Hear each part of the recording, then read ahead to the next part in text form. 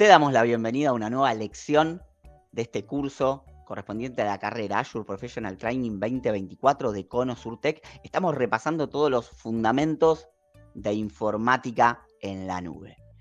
En esta lección lo que vamos a hacer es introducirnos en las características de la informática en la nube. En la lección anterior hemos repasado en alto nivel el principio 532, que nos ayuda de alguna manera a conceptualizar claramente qué es la informática en la nube, cuáles son sus características, métodos de entrega y modelos de implementación, para que de alguna manera podamos estandarizar las charlas, discusiones que tenemos con otros profesionales de IT cuando estamos hablando de nube.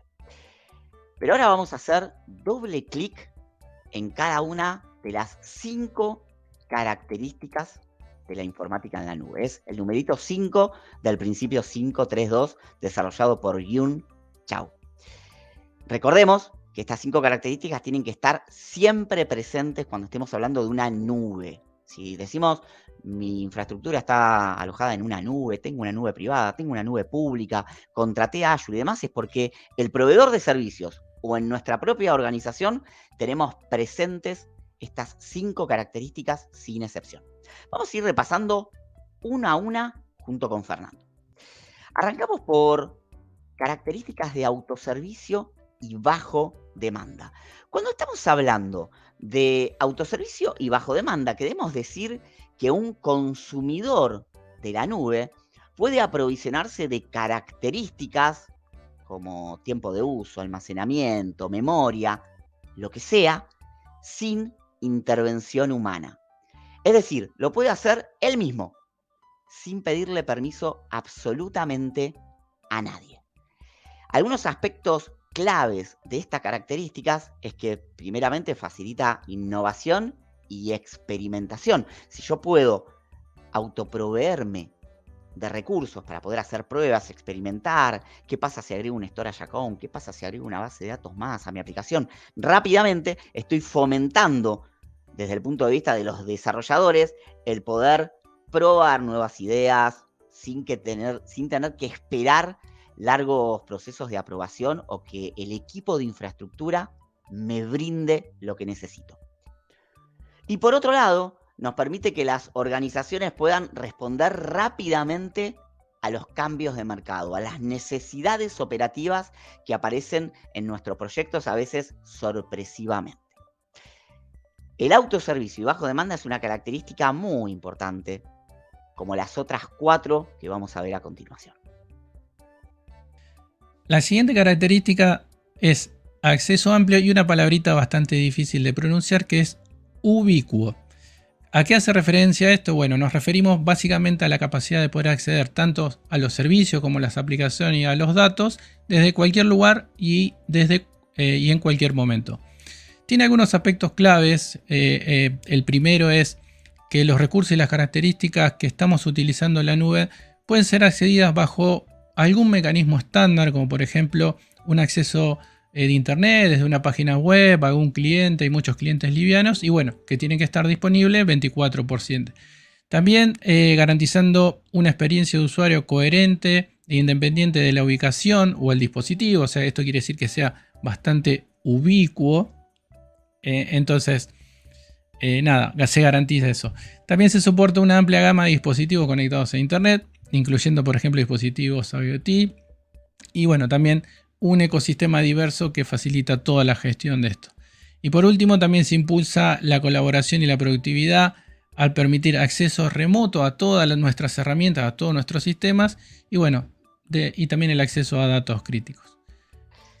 Acá hay algo importante para resaltar, 2 cosas importantes para resaltar sobre la ubicuidad. Primero, no te pierdas al final del curso que vamos a hacer un video con todos los errores. Estuvimos más o menos 45 minutos para poder completar esta practicando la palabra ubicuo. Exactamente. Pero lo dejamos para el final, para otra lección. Pero por otro lado, realmente la ubicuidad, la omnipresencia de una nube al permitir que estos recursos, características puedan ser accedidas desde cualquier lugar y bajo mecanismos estándares, nos garantiza la agilidad, justamente. Esto que dijo Fer al último, ¿no? Impulsa la colaboración y la productividad, es fundamental en una nube. Imagínense lo complicado que puede ser si yo, para poder administrar una nube, tengo que dar 58 millones de pasos como administrador para poder finalmente acceder a sus características. La ubicuidad, el acceso amplio, nos garantiza eso. Vamos a la siguiente característica, Fer. Vamos a la siguiente. La tercera característica es ubicación transparente y agrupación de recursos. Esta es una característica clave cuando estamos hablando de una nube, porque se refiere al concepto de fábrica. Nosotros, cuando como usuarios estamos interactuando con una nube, ya sea nube privada o nube pública, desde el punto de vista del usuario que lo está haciendo, se abstrae de toda complejidad. Uno no tiene la más remota idea si está consumiendo un poder de cómputo de un centro de datos específico, y esto se combina con la capacidad de almacenamiento, pero que en realidad, en la vida real, está a varios kilómetros de distancia. Cuando uno crea una máquina virtual en la nube, la ve como una unidad, como una entidad única. Ve la máquina virtual. Pero por detrás, lo que puede estar pasando es que el cómputo, la virtual CPU, se está consumiendo desde una zona geográfica específica. El almacenamiento quizás está a un par de kilómetros, o quizás dentro del mismo centro de datos, pero ubicado a varios cientos de metros. Y lo mismo con las redes. Uno no tuvo que hacer un set and settings de todos los aspectos de redes. Finalmente, la nube que estamos contratando o la nube que estamos operando nos brinda abstracción completa de todo lo que está pasando. Y lo más importante es que vemos todos los recursos agrupados. Fíjense que recién hablamos de una máquina virtual, pero la descompusimos en virtual CPU, almacenamiento o disco virtual, redes o interfaces de red virtuales. Así podemos descomponer cualquier tipo de recurso que creamos en la nube, ¿sí? Por lo cual, esta característica se refiere a que algunos recursos que contratamos en la nube podrían estar en diferentes ubicaciones. Claramente van a estar en diferentes recursos físicos o virtuales, pero a pesar de todo eso, el usuario final no conoce todas esas complejidades. Lo ve como uno solo y lo ve de manera transparente. Sí, acá, para aclarar, no es que sea obligatorio, sino muchas veces pasa que por necesidad, por cercanía de ciertos usuarios en ciertas regiones, necesitamos tener, no sé, un caché, por decirlo de alguna forma, más cerca de Europa o uno más cerca de Estados Unidos para los usuarios de Estados Unidos. Esto garantiza un poco también eso, ¿no? Tener esa posibilidad de poder agruparlos, inclusive medios aislarlos unos de otros también. Exactamente, pero esto no puede ser un caos. No podemos tener recursos repartidos por ahí.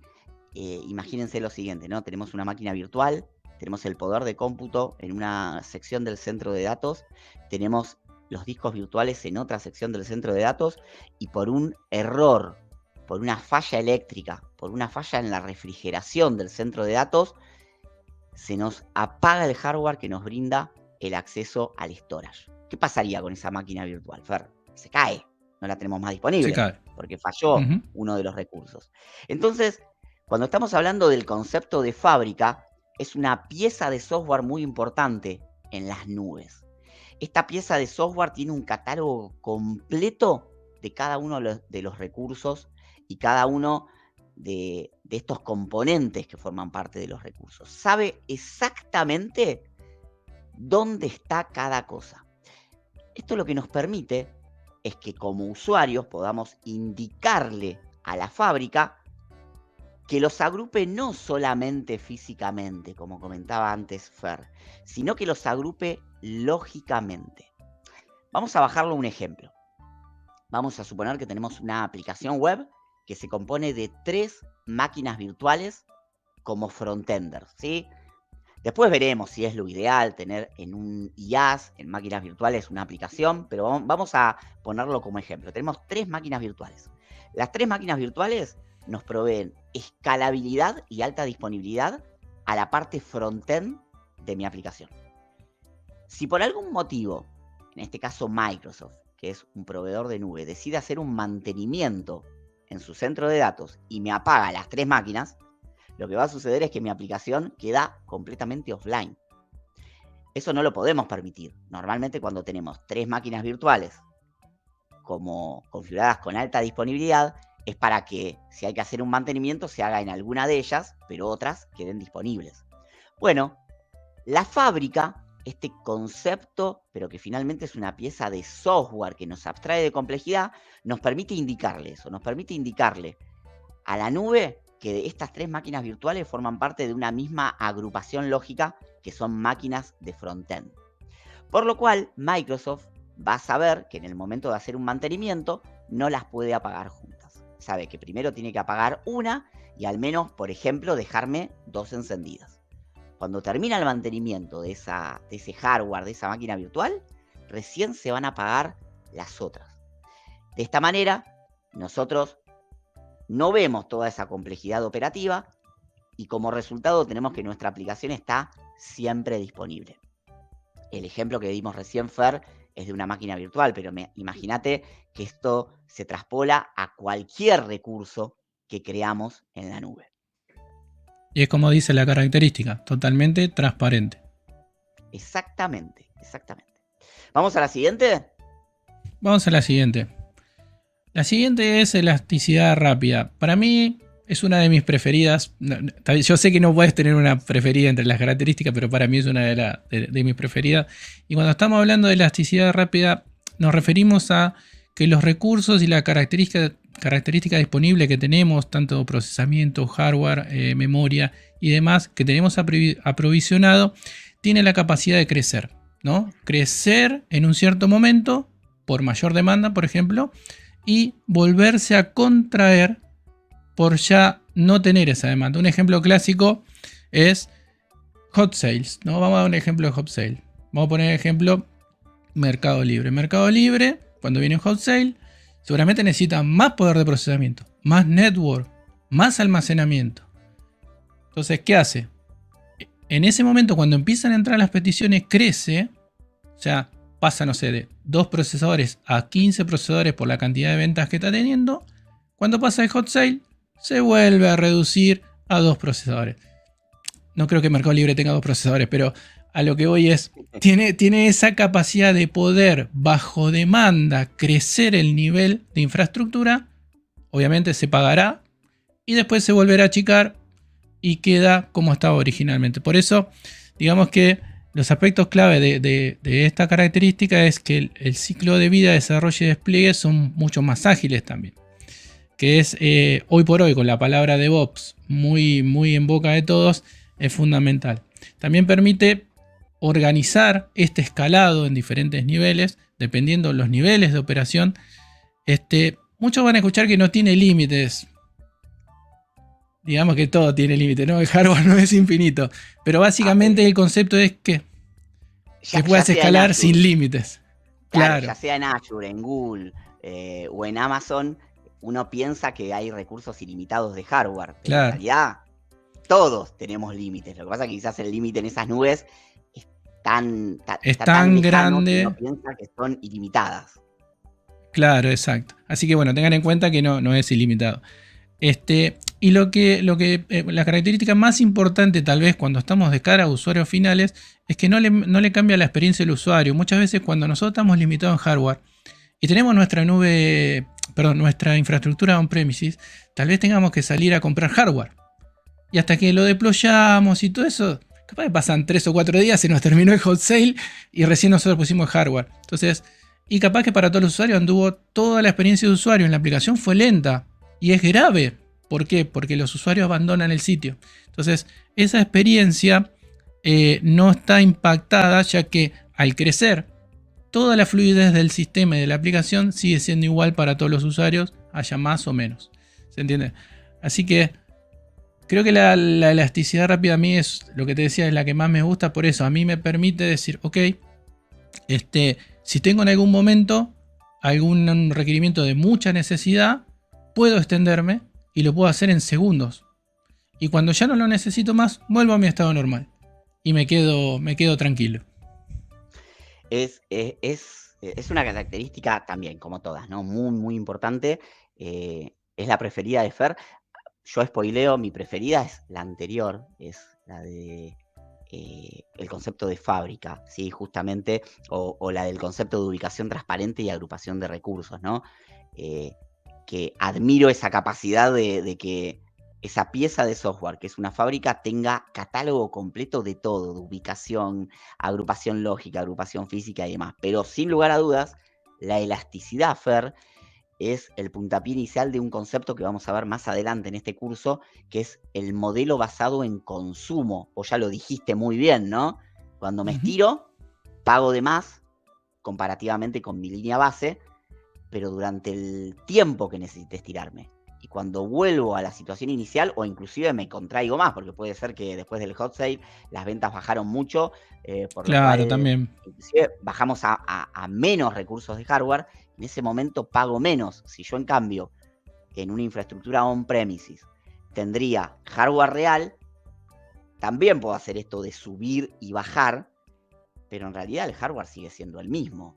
Por lo cual... Sí, pero sería más probable que tengas menos hardware vos en tu servidor que tenga Azure.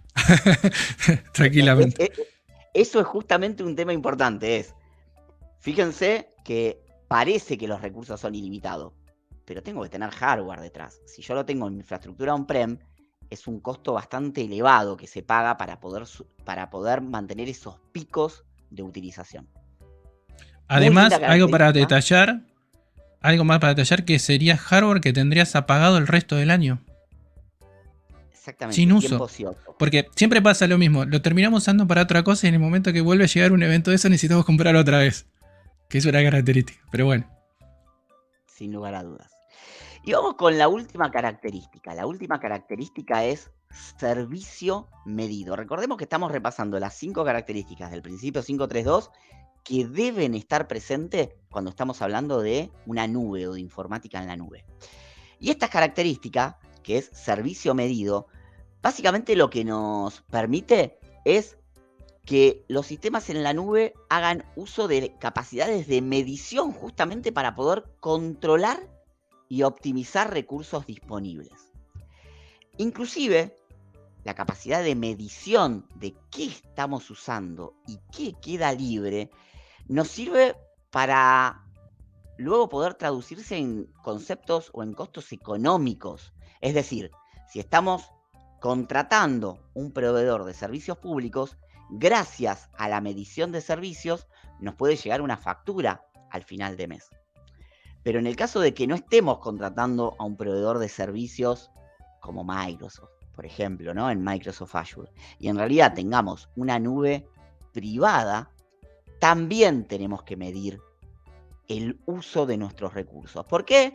Porque quizás sirve para, de alguna manera, calcular por centro de costos qué área hace más utilización y qué área hace menos utilización de recursos de cómputo, de recursos de redes, de recursos de almacenamiento, y poder de alguna manera compararla contra el retorno de inversión. Si yo en mi organización detecto que un área o una vertical de negocio tiene un gasto muy grande en servicios propios informáticos, recuerden que estamos hablando de una nube privada, pero el retorno de la inversión, el ingreso que genera esa unidad de negocio es muy chiquito, quizás eso deriva en una decisión de negocio de cerrar esa unidad o de retransformarla.